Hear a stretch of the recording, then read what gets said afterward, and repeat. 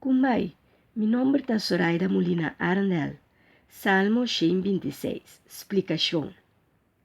Algo bonita dá para criar história e criar bonita memória de tudo o que passa.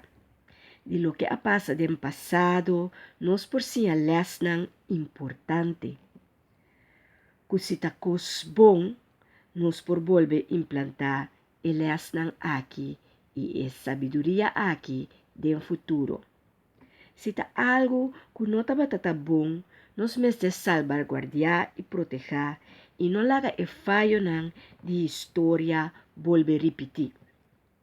Aliás, mesmo nos algo, e ação e sucesso sempre, pero sempre tem resultado se está bom. Sigue se está resultado negativo e malo, cambia a maneira e sistema of e escojo. Gente mestre carga alegria e esperança, que vida lo vira melhor. Vida tem seus ups e seus downs, pero jamás e nunca gente não mag perder fé. Alegria tem alma e esperança.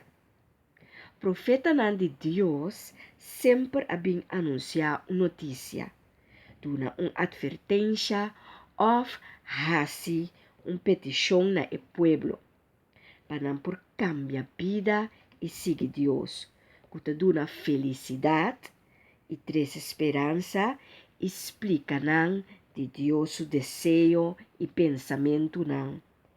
Deus quer para nós estar feliz.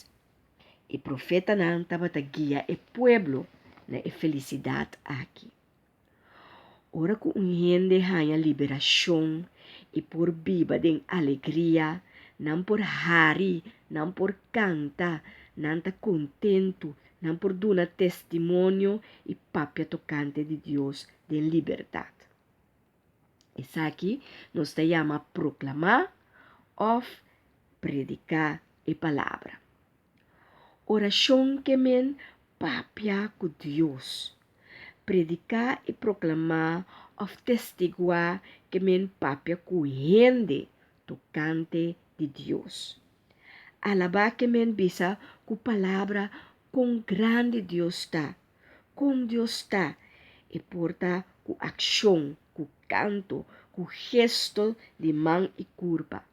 Sempre tem ciclo de sofrimento para alegria, aflição e gozo. Cautiverio de crise e liberação. Vida está movimento. Estado de emoção está varia. Nos porta água de poço e amanhã nos porta riba top de zero. Com vitória na nos lado. Pensei nos mestersa, onda nos está para desse ciclo. Ando tá importante para nos prosseguir em movimento que também maneira ola. De qual estado e situação nos está e de qual direção nos que move. Com guia do Espírito Santo. Deus bendicionado ricamente e enjoy the journey.